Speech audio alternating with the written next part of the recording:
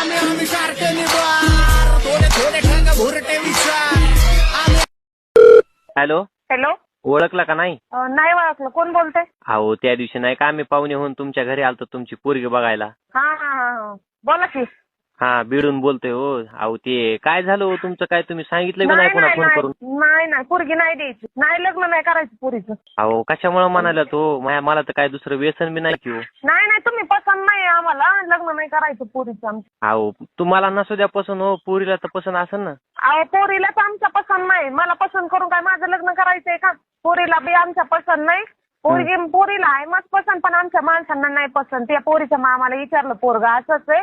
पण आम्ही पण बाहेर वाईट जरा चौकशी केली 4-5 दिवसानं. लोक म्हणतात पोरग टुकार आहे, दारू पितंय, इकडं तिकडं पळतंय, गांजा सिगरेट फोडतंय, कामधंदा काय करत नाही, आई बापाचे जीवावर आहे ना. आम्ही करू का आमच्या एवढ्यासारख्या फुलासारख्या पोरीचं वाटू? अहो तसं नाही हो काही. मी लय चांगला माणूस आहे. फक्त मी कधी कधी 90 पित असतोय बघा. काय? अहो मी लय चांगला माणूस आहे म्हणलं हो. मी फक्त कधी कधी 90 पित असतोय. मग 90 प्याला काय, दारू प्याला काय? मग भाड्या फोन कशाला केला तू? 90 पितो नाही मग एखाद्याचं मूत पी ना तू. अहो तुमची पोरगी लय आवडली होती मला, म्हणून केला फोन.